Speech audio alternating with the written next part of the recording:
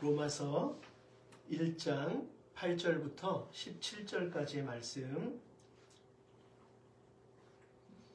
제가 한 절, 여러분 한 절 교독하시겠습니다. 먼저 내가 예수 그리스도로 말미암아 너희 모든 사람에 관하여 내 하나님께 감사함은 너희 믿음이 온 세상에 전파됨이로다. 내가 배워야 될 공간에서 내 심령으로 섬기는 하나님이 나의 주인이 되시거니와 항상 내 기도에 쉬지 않고 너희를 말하며 어떻게 하든지 이제 하나님의 뜻 안에서 너희에게로 나아갈 좋은 길 얻기를 구하노라. 내가 너희를 가지를 원하는 것은 어떤 시험하는 사람에게 나누어서 너희를 겪게 하려 하니 이는 곧 내가 너희 가운데에서 너희와 나의 믿음으로 말미암아 피차 안위함을 얻으려 함이라.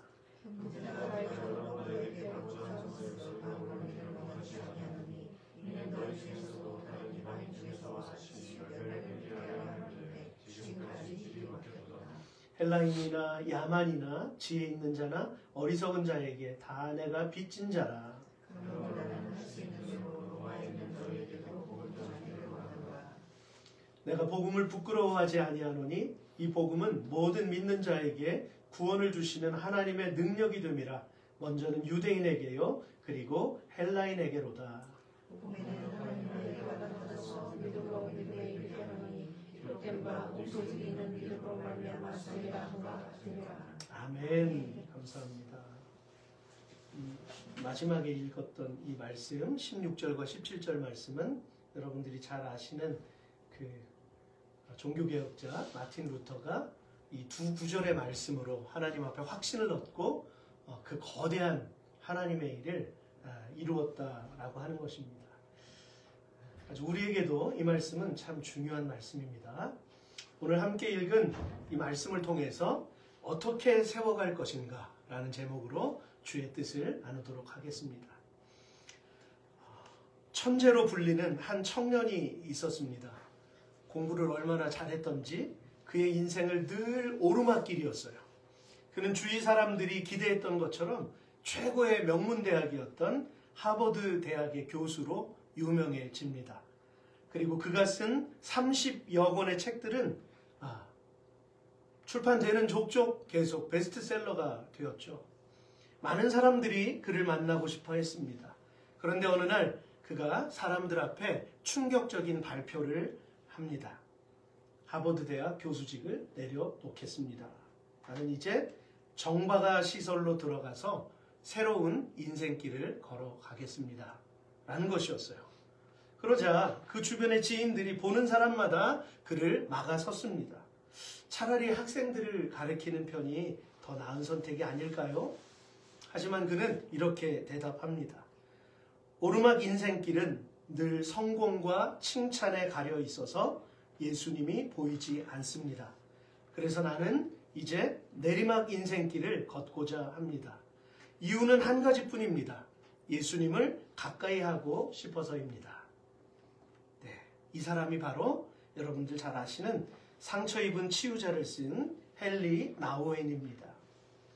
그는 은퇴한 후에 메사추세츠 정박아 시설로 들어가서 죽을 때까지 장애인들과 함께 돌봐주고 지내다가 그의 여생을 마쳤습니다. 그는 대부분의 사람들이 원하는 그 오르막길을 포기하고 사람들이 가기 싫어하는 내리막길을 걸어갔죠. 이렇게 하기 참 힘듭니다. 누구나 다 이렇게 좋은 직업과 기회를 내려놓고 내리막 인생길을 살 수는 없을 것입니다. 아무리 하나님을 만나고 뜨거운 마음을 열정을 가졌어도 이렇게 결정하기는 참 쉽지 않죠. 하지만 어디든 주님이 부르시는 곳이고 하찮은 곳이라 할지라도 기쁨으로 사명을 감당한다면 그의 삶은 가장 성공한 삶으로 평가받을 것입니다. 아멘. 제가 전에도 몇 번 말씀드린 적이 있는데 우리의 인생은 큰 그림의 한 조각의 모자이크와 같지 않을까 그렇게 생각이 됩니다. 그래서 욕심 부리지 않고 하나님이 주시는 그곳에 서서 최선을 다해 내가 걸어간다면 하나님께서 그 놀라운 그 계획하심 속에서 우리를 꿰어 맞추실 줄로 믿습니다. 그것이 가장 우리의 성공한 삶이라고 할 수 있겠습니다. 우리는 가까이 있는 사람에게도 관심을 두지 못할 때가 참 많은데요. 하물며 먼 곳에 있는 이들의 어려움을 생각하고 기도하고 돕는다는 것은 참 어려운 것 같습니다. 아무리 생각해 보아도 특별한 관심과 사랑이 없이는 불가능할 것입니다. 그런데 여기 그 사랑을 전했던 한 사람, 바울이 있습니다. 그는 누구에게도 도움을 요청받았던 것이 아니었는데도 불구하고 자신이 직접 죄수가 되어서 로마로 떠납니다. 그는 약 1년에 걸쳐서 3,800에서 4,000km의 거리를 여행했고요. 죄인의 몸으로. 그리고 그때가 AD 60년에서 61년경이었습니다. 하지만 그는 이 위험한 여행을 떠나기에 앞서서 그가 편지 한 통을 씁니다. 사랑의 편지를 통해서 주 하나님의 측량할 수 없는 사랑이 당신들에게도 여러분의 교회에게도 임하실 것입니다. 로마 교회를 향해 그가 편지를 썼어요. 오늘 본문 7절입니다. 로마에서 하나님의 사랑하심을 받고 성도로 부르심을 받은 모든 자에게 하나님 우리 아버지와 주 예수 그리스도로부터 은혜와 평강이 있기를 원하노라. 아멘. 그렇다면 이렇게 바울이 용기를 내어서 편지를 쓸 수 있었던 이유가 무엇일까요? 그것은 본문 8절에 잘 나타나 있는데요. 먼저 내가 예수 그리스도로 말미암아 너희 모든 사람에 관하여 내 하나님께 감사함은 너희 믿음이 온 세상에 전파되미로다. 아멘. 즉 로마에 있던 이 그리스도인들의 믿음이 바울의 귀에까지 들려왔다는 거예요. 수천 킬로미터를 날아와서 자기에게도 들려왔다는 것입니다. 그들의 믿음이 로마뿐 아니라 온 세상에 전해져 화제가 될 정도로 그들의 믿음은 성숙해 있었다라고 하는 것이죠. 또한 바울이 이 편지를 쓸 당시만 하더라도 네로 황제에 의해서, 여러분 잘 아시겠지만 그는 약간 정신에 멘탈에 문제가 있던 사람이었고, 그가 로마 시내에 불을 지르고 그걸 누구에게 돌렸습니까? 저 크리스찬들이 이 불을 질렀다 그래서 대대적으로 숙청 작업을 벌였어요. 그래서 아무 이유도 없이 그리스도인들이 붙잡혀가서 화형당하고 십자가에 달리고 하는 그러한 큰 환란이 있었다라고 하는 것이죠. 이런 박해 속에서도 특히 이 로마 교회의 성도들은 더 믿음이 굳건해졌다는 거예요.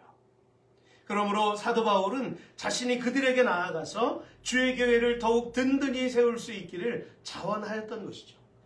무엇을 통해서 가능했을까요? 첫째로 그는 복음 안에서 로마 교회를 품었기 때문입니다. 무엇 안에서요? 복음 안에서, 말씀 안에서. 세상에 수많은 교회들이 있습니다. 교단이나 신학도 다르고 지역에 따라 성도들의 분위기도 모두 다릅니다. 여기 앉아 계신 분들도 다양한 신앙적 백그라운드를 가지고 같이 모였어요. 어떻게 이렇게 연합할 수 있었을까요? 복음 때문에, 하나님의 말씀 때문에 우리가 하나로 모인 것입니다. 그래서 연합을 이루는 것이 생각처럼 쉽지는 않아요. 우리가 이렇게 연합할 수 있는 건 성령의 일하심입니다. 아멘이시죠? 네, 결코 사람이 이 모임을 만들 수 없어요. 아무것도 없는 곳에서 여러분, 우리가 이렇게 지금 수개월이 지나면서 이렇게 모여서 하나님 앞에 교회를 세워나간다는 것은 결코 사람의 도모가 아니라 하나님께서 한 사람 한 사람을 이곳에 접붙여 주신 줄로 믿습니다. 네, 온전히 하나님의 일이십니다. 모든 상황이나 조건을 뛰어넘어서 하나가 될 수 있는 길, 그것은 함께 하시는 하나님의 선한 뜻을 믿는 것입니다. 그래서 우리가 고백했잖아요. 하나님은 신실하십니다. 하나님은 선하십니다. 초대교회 교인들은 만날 때마다 그렇게 고백했어요. 둥그렇게 둘러앉아서 주의 만찬 떡을 떼면서 잔을 나누면서 한 주간 동안 이 세상 속에서 어떤 환난과 핍박을 견뎌왔는지 그곳에서 일하신 하나님을 고백하고 서로 나누었을 때 그 성찬이 정말로 거룩한 하나님의 나라가 되었던 것입니다. 여러분, 골방이라 할지라도, 우리 교회가 아직은 세상에 드러나지 않았다 할지라도 이곳은 성령 하나님이 붙드시는 공동체인 줄로 믿습니다. 아멘. 바울은 마치 환상 가운데 마게도냐 사람 하나가 서서 마게도냐로 건너와서 우리를 도우라 라는 요청을 들었던 것처럼 그의 마음 안에 로마 교회가 계속해서 떠올랐던 거예요. 왜죠? 그가 복음 안에 있었기 때문입니다. 복음 안에 있었기 때문에 자꾸만 도움의 소리가 들려왔고 그들이 투영되고 그들을 위해서 나도 모르게 기도할 수밖에 없었던 것이죠. 만약 여러분에게도 누군가 생각나거나 모습이 떠오른다면 그 사람을 위해서 기도해 주시길 바랍니다. 하나님이 그 마음을 주시는 거예요. 평소에는 전혀 생각나지 않았던 일들이 생각이 나고 생각나지 않았던 나의 부족함이나 여러 가지 연약함들이 떠오른다면 여러분 그 시간을 통해서 하나님 앞에 정결하게 나아가야 될 줄로 믿습니다. 하나님께서 주시는 마음이기 때문이에요. 바울은 지금 쓰고 있는 편지가 결코 무의미한 일이 아니라는 것을 증명하기 위해서 자신이 마음을 다해 섬기는 예수님이 증인이시다라는 고백을 하게 됩니다. 그리고 로마 교회는 바울에게 있어서 이제부터는 새로운 인생의 계획이 되었던 것이죠. 이제 남은 일은 그곳으로 나아가기 위해서 최선을 다해 기도하는 것뿐이었습니다. 여러분 그가 땀을 닦았던 가지고 있던 손수건을 병자 머리에 얹으면 병이 나았어요. 굉장한 능력이 그 자리에 임했습니다. 그 사람이 위대한 것이 아니라 성령 하나님께서 정결하게 준비되었던 그 바울을 통해서 일하셨다라고 하는 거예요. 근데 그는 정작 자신의 고질병이었던 안지를 고치지 못했어요. 왜냐하면 하나님께서 이것은 너의 평생 붙들고 가야 될 가시다. 이 가시 때문에 기도할 수밖에 없었던 거죠. 여러분들에게 연약함이 있나요? 풀리지 않는 숙제가 있습니까? 그럼 그것을 통해서 하나님께서 나와 연결하시고자 하는 그 끈이다라고 하는 것을 확신하시고 기도의 자리로 나아가실 수 있기를 바라요. 10절입니다. 어떻게 하든지 이제 하나님의 뜻 안에서 너희에게로 나아갈 좋은 길 얻기를 구하노라. 아멘. 그렇다면 오늘 저와 여러분에게 하나님께서 품게 하시는 것은 무엇이 있을까요? 지난 금요 골방 기도회 온라인으로 이렇게 우리가 말씀을 보면서 제가 이반 로버츠라는 사람을 여러분들에게 예로 들려드렸습니다. 그가 기도하는 사람이었어요. 그 당시에 기도가 너무 필요해서 그가 기도하면서 하나님의 부흥을 꿈꿨어요. 그런데 어느 날 그가 탄광에서 말씀을 전하고 탄광에 있던 광부들이 마음의 변화가 되는 일이 일어났어요. 여러분 변화라는 것은 그냥 우리가 이렇게 예배를 몇 명이 드리고 있어도 다르잖아요. 그냥 어쩌다 한 사람 두 사람이 또 마음의 찔림을 받거나 변화되지 이 공동체가 일시에 다 함께 하나님 앞에서 변화되는 일은 참 드물거든요. 그런데 이반 로버츠가 기도하던 가운데 그 자리에 있던 모든 사람들의 마음 가운데 성령의 불이 떨어졌어요. 다 하나님 앞에서 회개하고 하나님 앞에 정말 기도로 나아가는 삶을 결단하는 그러한 일들이 시작됐을 때 지역이 변화됐어요. 그 지역은 웨일즈입니다. 여러분 기회가 되면 영국에 언제 한번 가실 기회가 있으면 웨일즈 지방을 한번 방문해 보세요. 그러면 그 역사적인 기록들이 그 웨일즈에 남아 있습니다. 제가 그 일이 있기 전에 있었던 비하인드 스토리가 있어요. 그 당시 영국 웨일즈에는 1890년대부터 1900년대로 들어서기까지 약 10년간 하나님의 능력을 믿지 않는 자유주의 신학, 제가 설교 때 몇 번 언급했던 그 자유주의 신학과 무신론에 관련된 책들이 막 우죽순격으로 쏟아져 나오기 시작했어요. 이상하게 그렇게 쏟아져 나왔어요. 그러면서 사람들은 차가운 시선으로 교회를 바라보고 교회로부터 등을 돌리기 시작합니다. 성경의 권위가 땅에 떨어졌어요. 그런 현상들이 일어났어요. 그런데 이렇게 변해가던 웨일즈의 모습을 바라보면서 가슴 아파하던 4명의 젊은이들이 있었죠. 1903년 그들은 약 6개월간을 매일 모여서 이 4명의 청년들이 쪽방에 모여서 기도하기 시작합니다. 얼마 동안요? 6개월 동안. 그 뒤에 제가 금요일에 말씀드렸던 그 웨일즈의 부흥이 일어난 거예요. 여기 제가 사진 올려드렸죠? 이거 그린 거 아닙니다. 이게 지금 그 웨일즈 지역에 변화된 사람들이 막 빼곡히 모여가지고 이게 지금 숫자를 헤아릴 수 있겠어요, 여러분? 이 좋기 몇만 명은 될 것 같아요. 빼곡히 이 예배를 드리고 있는 여기 이 선한 얼굴의 사람이 이반 로버츠입니다. 왜 그런 일들이 막 일어났을까요? 하나님의 일을 이루시기 위해서. 지금 이 한국 땅에 우리가 작년 10월 27일에 한 100만 명 정도가 막 모여가지고 기도하고 막 그런 일들이 일어났잖아요. 공영방송에서는 전혀 이런 걸 틀지를 않았어요. 근데 그때 저도 뭐 한국에 잠깐 있다가 좀 계속 있고 싶긴 했지만 참석을 못하고 왔는데 그런 일들이 있었잖아요. 근데 그 뒤에 어떤 일이 일어납니까? 네? 큰 일이 일어났잖아요, 한국에.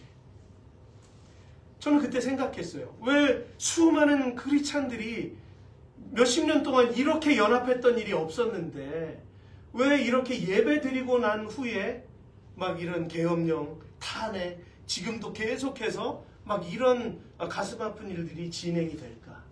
하나님의 부흥을 위해서. 하나님께서 기도하게 하시려고. 하나님의 교회를 깨끗하게 하시려고. 네, 그래서 지금 일하시는 거예요. 그래서 우리가 하나님의 역사를 넓게 숲처럼 바라보아야 합니다. 단편적으로 하나만 가지고 우리가 쉽게 판단할 수가 없어요. 아, 그렇구나. 지금 하나님께서 일하고 계시는구나. 우리의 역사를 통해서. 그것을 우리가 발견하고 우리가 기도로 나아가야 되는 것이죠. 이 4명의 젊은이들이 1903년 그들이 약 6개월을 기도하고 웨일즈의 안타까운 마음을 품었습니다. 그 결과는 예상할 수 없었어요. 제가 금요일에 말씀드렸지만 어떤 사람들은 술집에서 술을 마시다가 손이 마비가 되는 일이 일어나고 풋볼팀이 그때 한참 그 영국의 풋볼팀 그 시즌 경기가 유명했는데 팀들이 다 해체되는 일도 일어나고 그 사람들이 예배에 참석하고 간증자가 되고 이건 완전히 캠페인이 벌어진 거예요. 그 지역이 전부 변화가 되는 겁니다.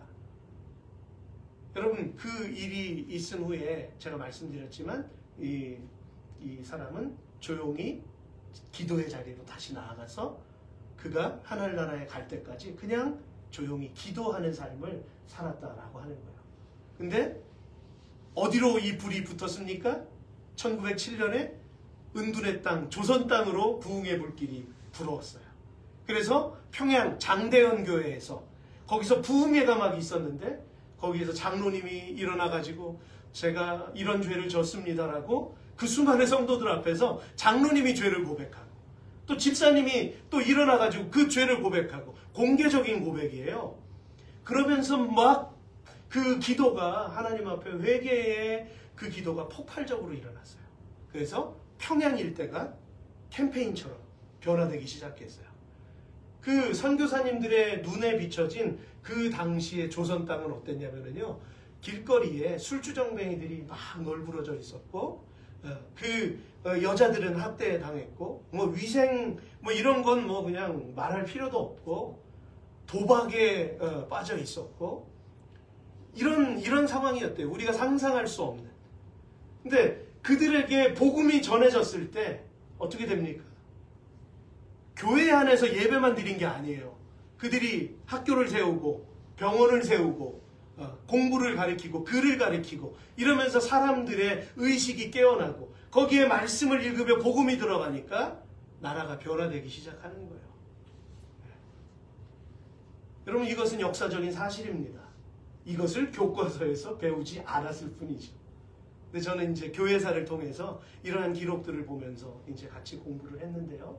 여러분 영국에서 한국으로 또 인도에서도 부흥이 일어나고 하나님의 이러한 역사하심으로 지금도 여러분 지금 인도 땅에 계속 부흥이 일어나고 있어요. 얼마 전까지만 해도 핍박이 있었던 그런 땅이잖아요. 근데 어떤 한 지역에는 부흥이 일어나서 수만 명이 모여서 예배를 드리는 그러한 일들도 진행이 되고 있습니다. 이런 것을 보면 사람의 마음을 움직이시는 분은 하나님이시잖아요. 아무리 부모가 자녀에게 어렸을 때부터 그렇게 교육을 시켜도 결국 자기 뜻대로 인생을 살아가는 게 우리 사람이잖아요. 그런데 이렇게 연약한 한 사람 한 사람을 일시에 하나님이 변화시킨다는 것이죠. 사람이 할 수 없는 일입니다. 여러분, 예수님께서도 마태복음 18장 20절에서 제자들에게 이런 말씀을 하신 적이 있어요. 두세 사람이 내 이름으로 모인 곳에는 나도 그들 중에 있느니라. 두세 사람. 자, 그러면 왜 하필이면 두세 사람일까? 왜 주님은 두세 사람, 5, 6도 아니고 20명도 아니고 왜 두세 사람? 가장 작은 단위를 말한 것일까? 하나님이 일하시는 것을 보여주시기 위해서. 사람의 작은 모임을 통해서 하나님이 거대한 일을 이루신다라는 것을 보여주시기 위해서 하나님께서 그렇게 말씀하셨던 것입니다. 어느 날 다윗이 군대의 숫자를 계산하다가 실족해서 넘어졌던 것처럼 하나님의 일하심은 사람의 능력에 있지 않다는 것을 보여주시기 위함인 것이죠. 그래서 보통 사람들이 세우는 계획처럼 거창하게 시작하지 않는다는 것을 깨닫게 하십니다. 우리가 지금 작게 시작하잖아요. 그러나 하나님은 크게 하실 줄로 믿습니다. 야베스의 기도처럼 지경을 넓히시는 그런 하나님이신 줄로 믿습니다. 꿈을 꾸시기 바랍니다. 성도 여러분, 우리가 무엇을 하는 것 이상으로 신경 써야 할 것은 기도라는 것을 절대로 잊지 마세요. 그리고 그 기도를 제목으로 만들어서 구체화시키고 지속적으로 기도하시기를 바랍니다. 데살로니가전서 5장 16절로 18절에서 바울은 우리들에게 이렇게 권면하고 있기 때문입니다. 같이 읽겠습니다. 시작. 항상 기뻐하라. 쉬지 말고 기도하라. 범사에 감사하라. 이것이 그리스도 예수 안에서 너희를 향하신 하나님의 뜻이니라. 아멘. 두 번째로 바울이 로마로 가기를 자원할 수 있었던 이유는 신령한 은사를 나눠주기 원했기 때문입니다. 요즘 세상 사람들도 공공연히 재능 기부라는 표현을 사용합니다. 만약 누군가를 돕기 위해서 재물만을 요구하고 강조한다면 힘들어하는 사람들도 있겠지만 이 일이 왜 필요한지 동기부여를 하게 된다면 가지고 있는 재능, 자기가 가지고 있는 것을 통해서 얼마든지 어려운 사람을 도울 수 있는 것이죠. 특별히 사도 바울이 강조한 은사는요, 헬라어로 카리스마라는 말이에요. 카리스마. 그런데 그 의미는 구원의 은혜로 주어진 선물이다는 것입니다. 그러면 여러분들에게 카리스마가 있네요. 아, 저 사람 카리스마 있다. 이 뜻을 모르는 사람들 많을 거예요. 카리스마 있네? 네, 그에게 구원의 선물이 있다는 거예요. 네. 모든 사람이 얻을 수 있는 구원이란 말입니다. 하지만 그 밖에도 사도들을 통해서 주어졌던 기적적인 은혜도 포함이 되고 있죠. 그리고 그것을 나누려고 했던 이유는요, 하나님이 여전히 그들과 함께 하신다는 그 위로를 전하기 위함이었습니다. 저는 주중에 제가 아는 어떤 권사님이 목사님이 요즘 어떠세요? 라고 이렇게 카톡을 보내오셨더라고요. 어떤 교회 섬기시는 분이. 그래서 저 이렇게 기쁘게 지내고 있습니다. 그러니까 제가 같이 하지는 못하지만 늘 기도하고 있습니다. 아, 감사합니다. 여러분, 저희 교회를 위해 기도하시는 분들이 많아요, 의외로. 네. 그러니까 그 하나님의 함께하는 그 중보 기도를 통해서 우리가 이렇게 따뜻한 교회를 이루어가고 있는 것이죠. 내가 너희를 보기를 간절히 원하는 것은 어떤 신령한 은사를 너희에게 나누어 주어 너희를 견고하게 하려 함이니 이는 곧 내가 너희 가운데에서 너희와 나의 믿음으로 말미암아 피차 안위함을 얻으려 함이라. 아멘. 바울이 가기까지 그 수년 동안 그 로마 교인들은 그 얼마나 많은 핍박을 받고 있었는데요. 그러니까 얼마나 힘들었겠어요. 그들에게 복음의 빛을 가지고 사도 바울이 외지에서 그들에게 선물로 들어가는 거예요.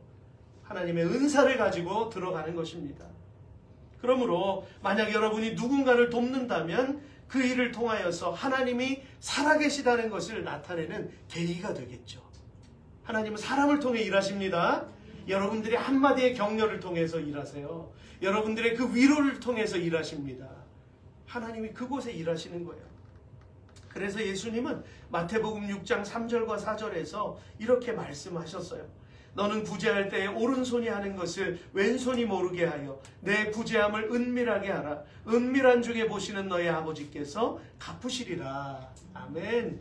저는 바라기는 저와 여러분들이 세상 속 깊이 스며드셔서 여러분들이 서 있는 곳에서 그 빛을, 그 소금의 역할을 제대로 감당하실 수 있기를 주의 이름으로 축복합니다.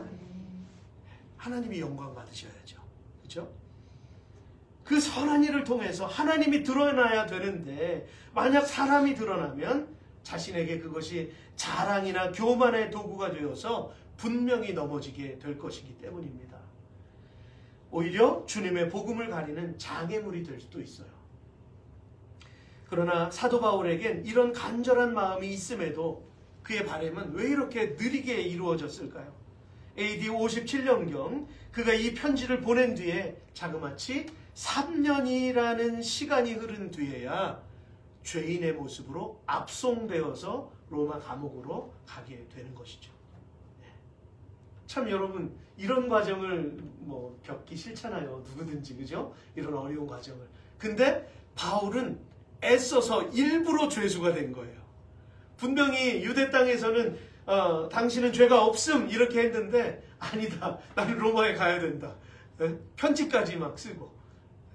이런 사람이었어요. 도대체 이런 사람이 어디 있나요? 복음을 위해서.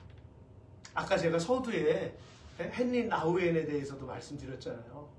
그가 최고의 명성, 그 가도를 달리던 가운데에서 불현듯 그 자리를 내려놓고 내리막길로 걸어갔던 것처럼 여러분 우리가 내가 어떤 자리에 서 있지 못한다고 해서 그것 때문에 아파하거나 아쉬워할 필요 없어요. 저와 여러분들은 그냥 내게 주신 것 그것 감당하며 살면 하나님께서 기뻐하실 줄로 믿습니다.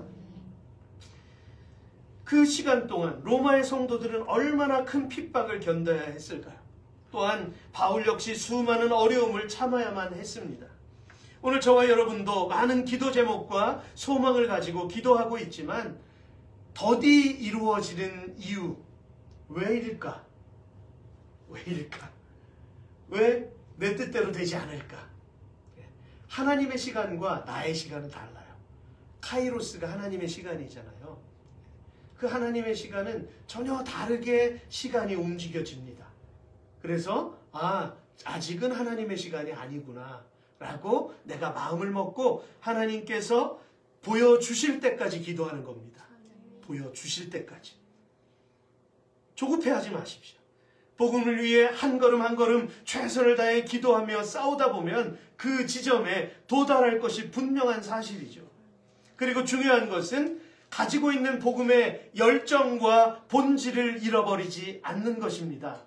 그러므로 우린 바울이 디모데후서 4장 7절과 8절에서 얘기했던 고백을 기억해야만 하겠습니다. 같이 읽겠습니다. 시작. 나는 선한 싸움을 싸우고 나의 달려갈 길을 마치고 믿음을 지켰으니 이제 후로는 나를 위하여 의의 면류관이 예비되었으므로 주 곧 의로우신 재판장이 그날에 내게 주실 것이며 아니라 주의 나타나심을 사모하는 모든 자에게도니라. 아멘. 모든 일이 순조롭다면 우리가 선한 싸움을 싸울 필요가 없겠죠. 바울처럼 굳이 그렇게 싸울 필요가 없겠죠.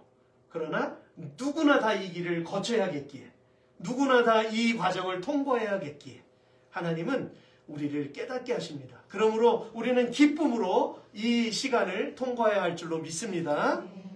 오늘 말씀을 마무리하겠습니다. 바울은 자신이 가진 복음이 모든 믿는 자에게 구원을 주시는 하나님의 능력임을 알았기에 그 능력을 힘입기 위해서 오직 믿음으로 살아내는 길밖에는 없다고 강조합니다. 사람들은 조급해서 요행을 바라기 때문에 점을 치고, 그죠? 사주를 보고 막 이러잖아요.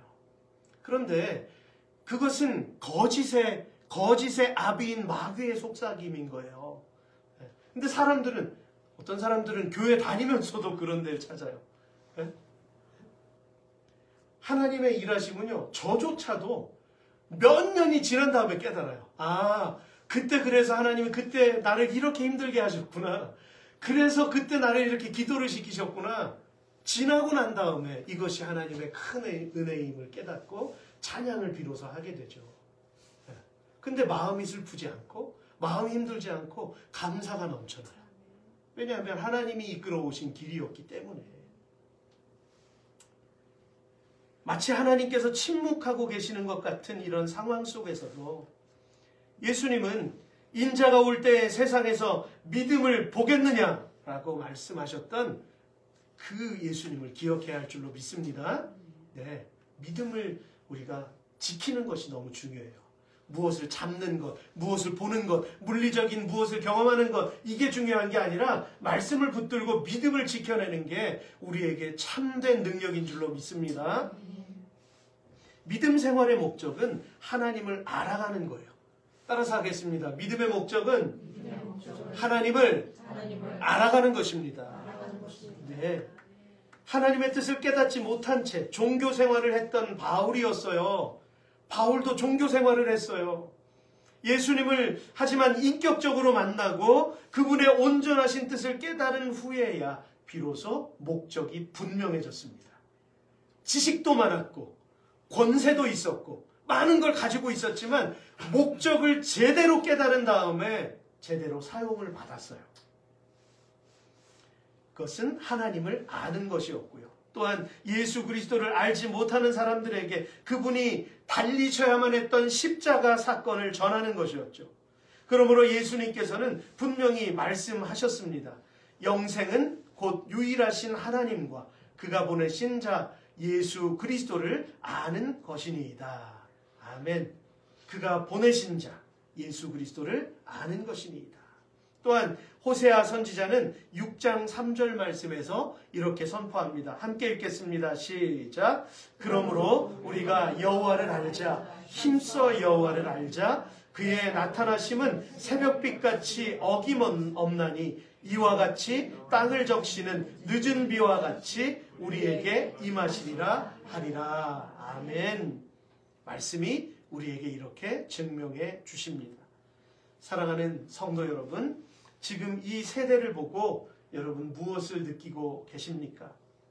진실의 여부와는 상관없이 거짓을 조작하여서 말하고 거짓인 것을 알면서도 불의한 판단을 하는, 불의한 판단을 하는 재판관들의 모습을 우리는 눈으로 보고 있어요. 야, 어떻게 세상이 이런 상황, 이런 파국으로 치닫고 있을까라는 것을 보면서 가슴을 칠 수밖에 없습니다. 하지만 반면에 우리가 하나님의 말씀을 진리라고 선포하는 것은 왜입니까? 거짓이 없기 때문입니다. 그래서 진리인 거예요. 하나님의 성경 말씀이 진리라고 하는 것은 1.1핵도 거짓이 없기 때문입니다.